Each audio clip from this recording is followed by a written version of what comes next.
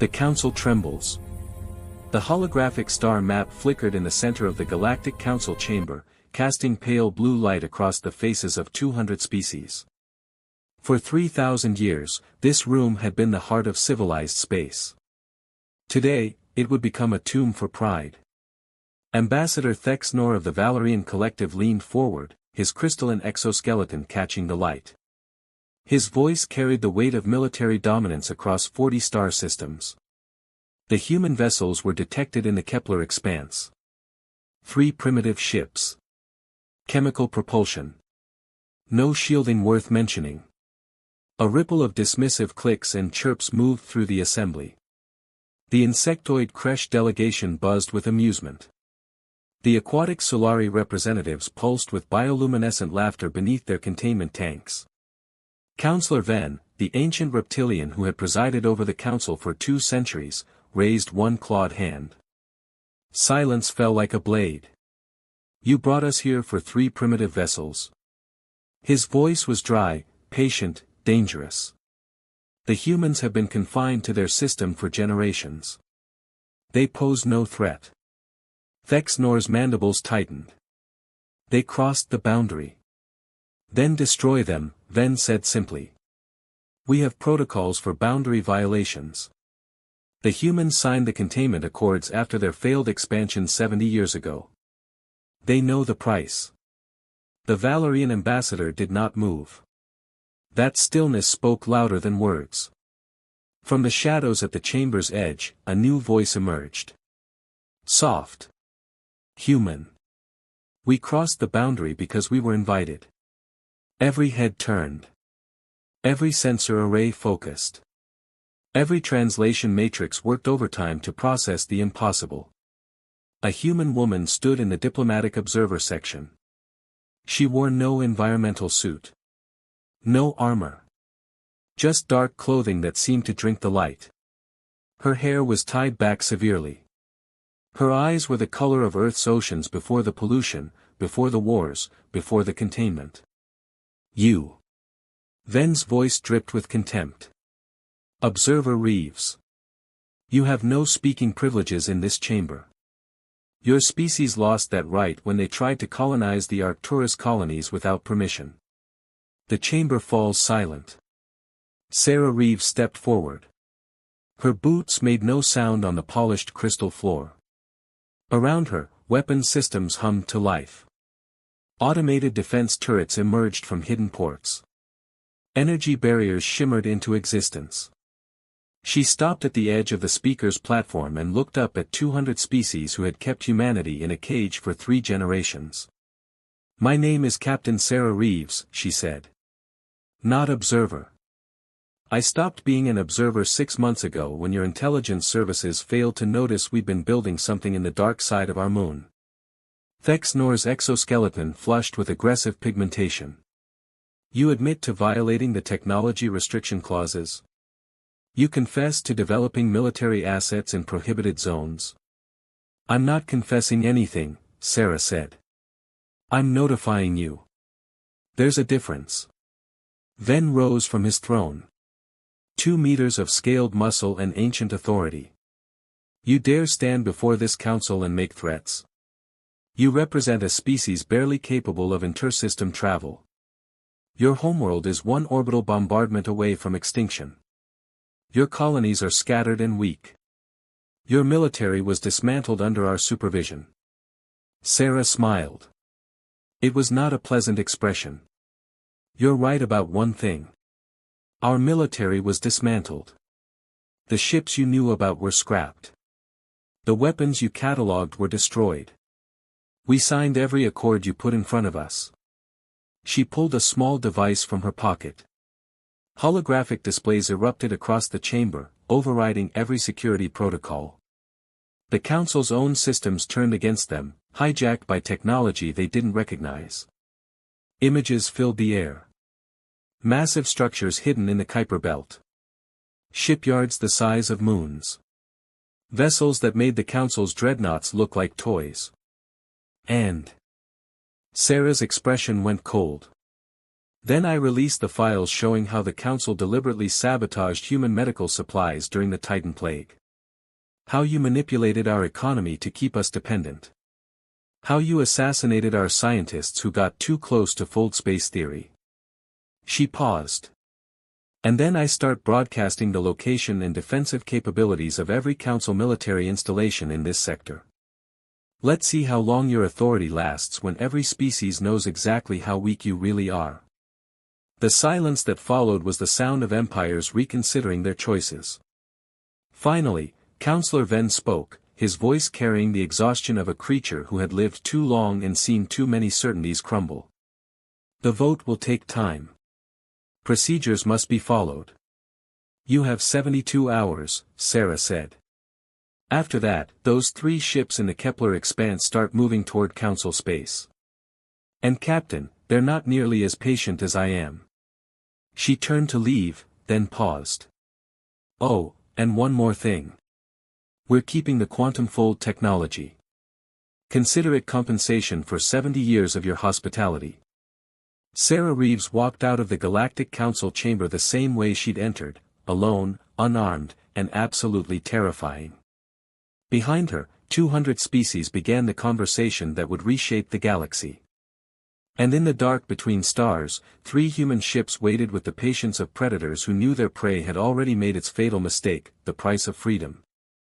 The emergency session began 18 hours after Sarah Reeves left the Council chamber. No press. No observers.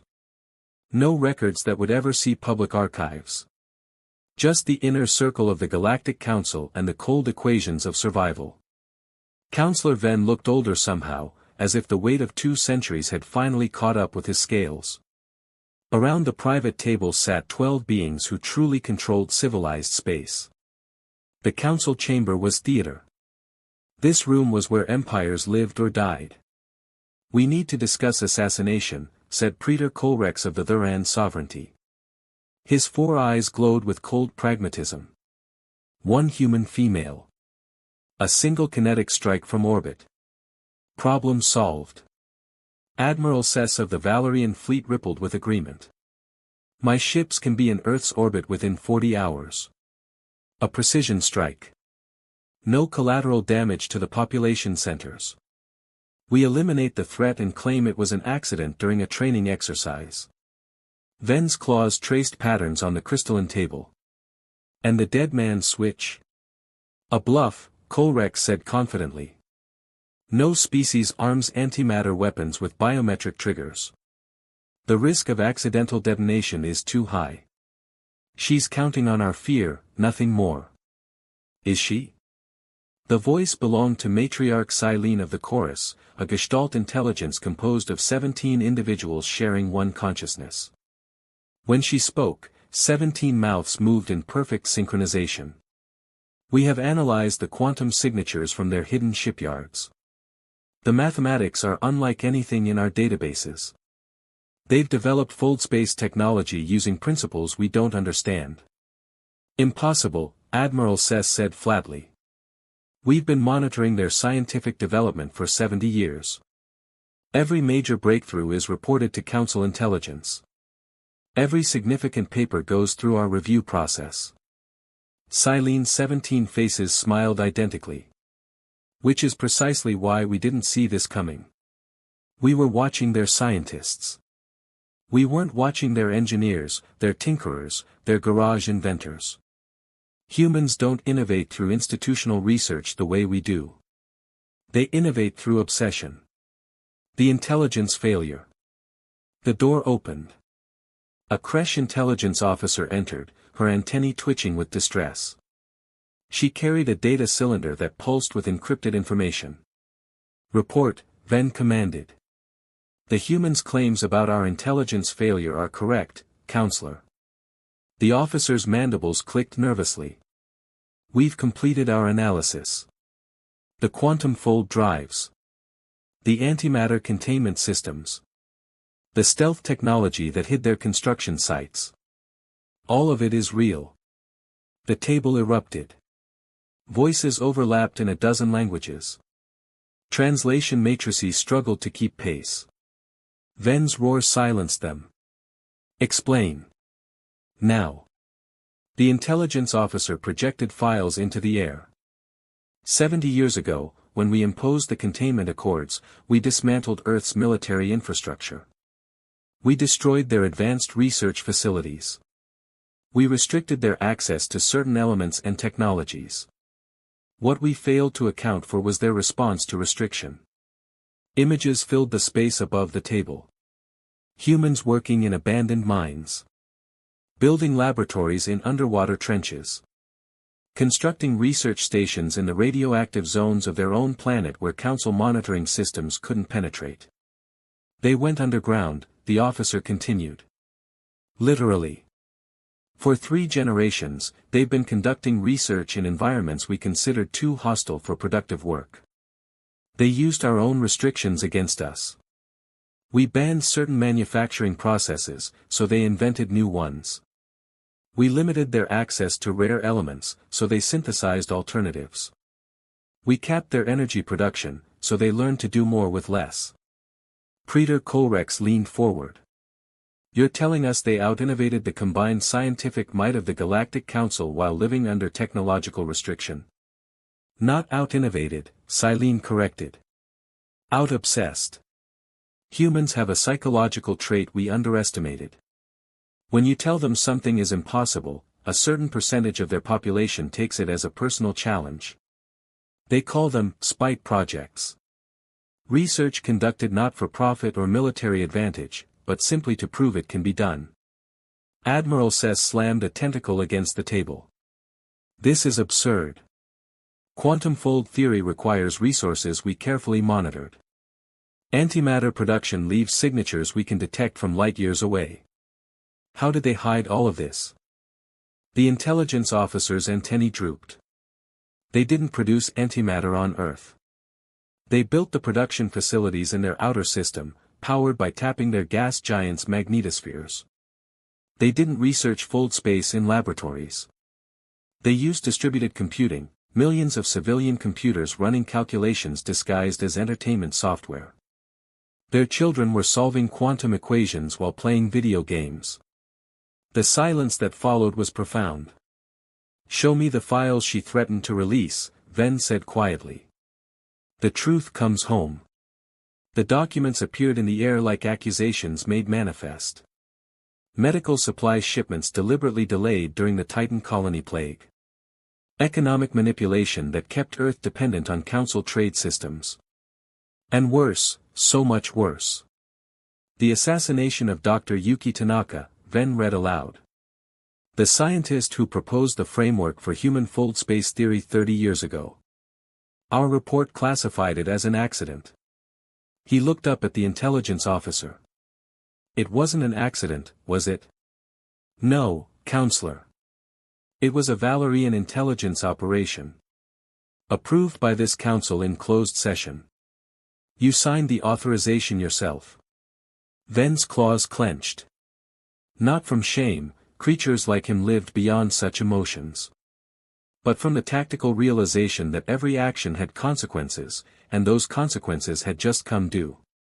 There are 47 other operations detailed in these files, the officer continued. Sabotage.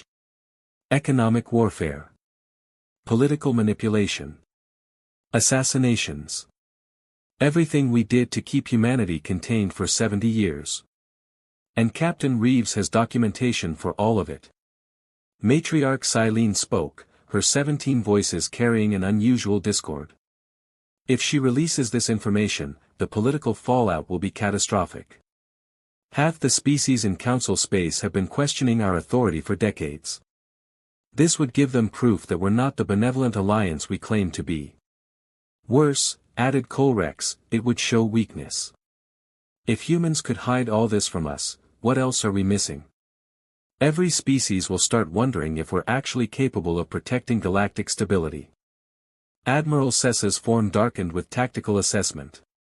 The military implications are severe. Our defense strategy assumes we have superior intelligence. If we don't, then our force projection calculations are fundamentally flawed. We might not be able to maintain control even if we wanted to. Then stood slowly. 2 centuries of command had taught him when to fight and when to fold. Options. Give me actionable options. War, Sess said immediately. Full mobilization. Overwhelming force. We destroy their hidden shipyards before their fleet is complete. We occupy Earth directly. Yes, there will be casualties, but we've done it before to younger species who got ambitious. Political solution, Silene countered.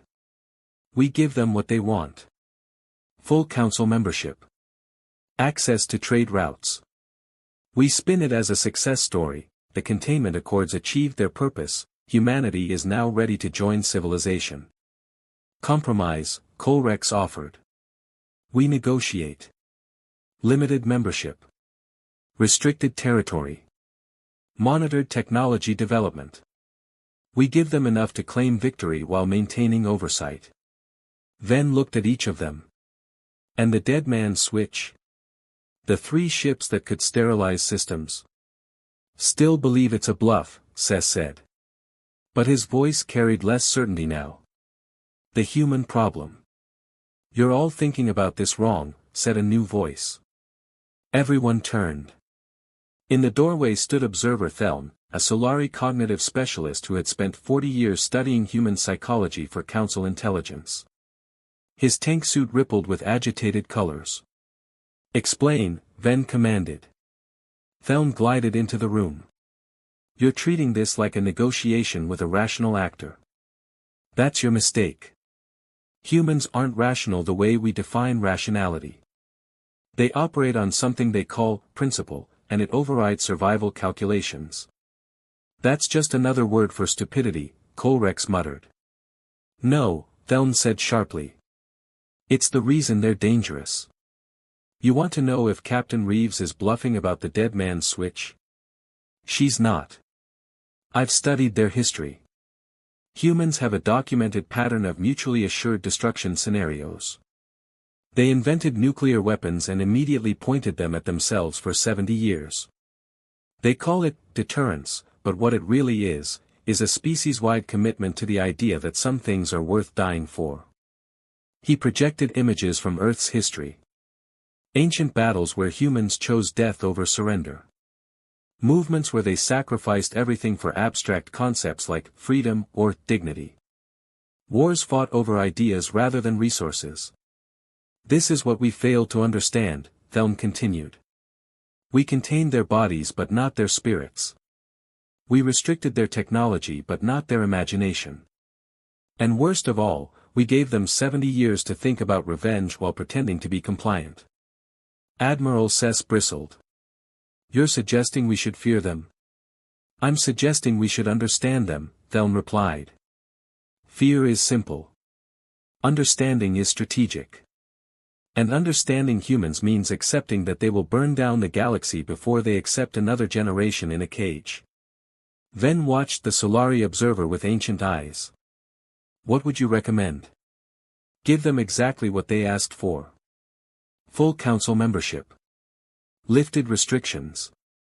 Public rehabilitation. Thelm's colors shifted to contemplative blue. But more importantly, give them a reason not to become our enemies.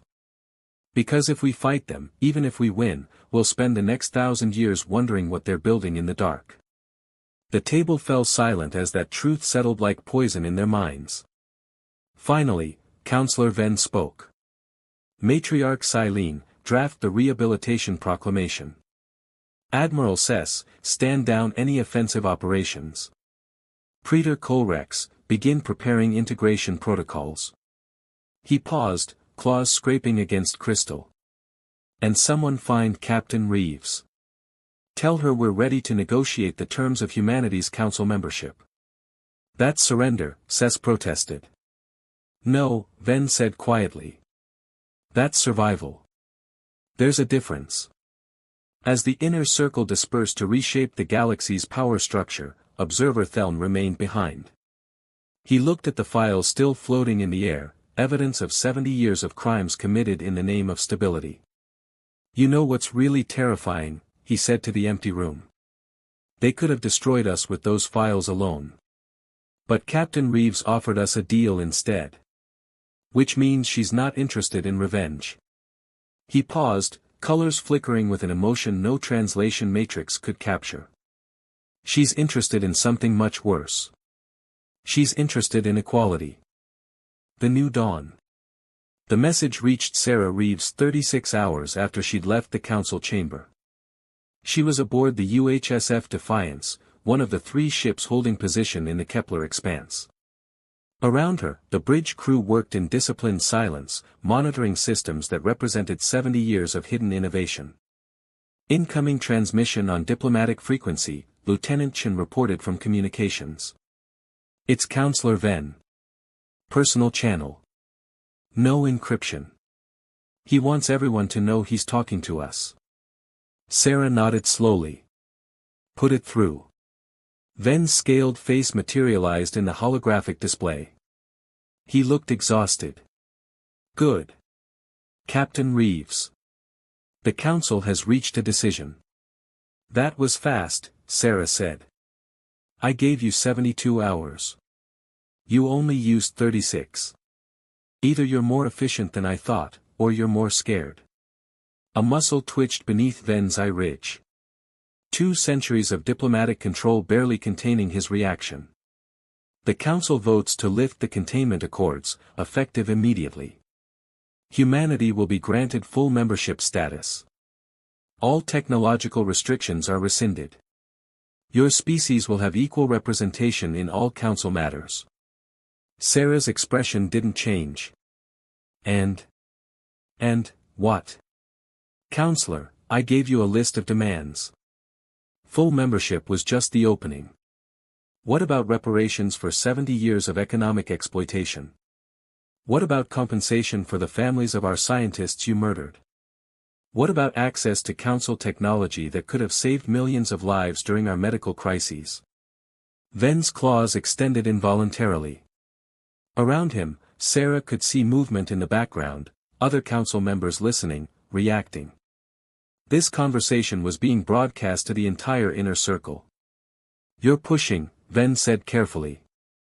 I'm negotiating, Sarah corrected. There's a difference. You see, here's what I learned studying your council for the past 40 years while pretending to be a grateful observer.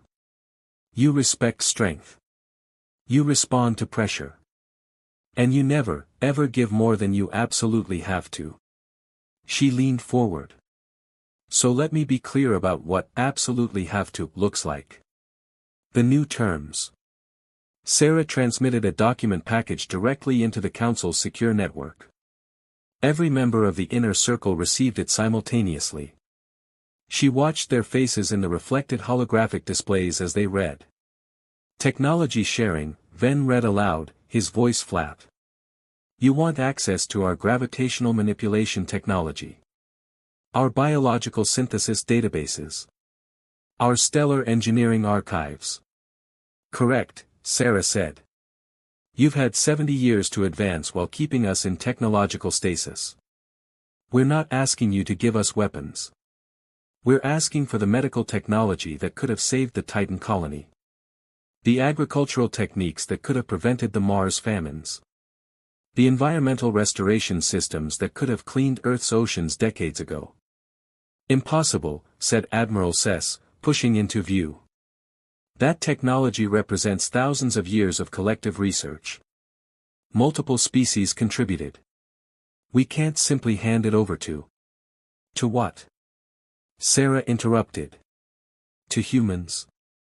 To the species you've been calling primitive and contained for 3 generations. Her voice carried an edge that could cut starlight. Admiral, let me tell you what's impossible. It's impossible for me to go back to Earth and explain to the children living in the irradiated zones that we can't get council medical technology because it might upset your sense of superiority. Matriarch Silene's 17 faces appeared in the transmission. Captain, you must understand the political complexity. Many council species contributed to these databases.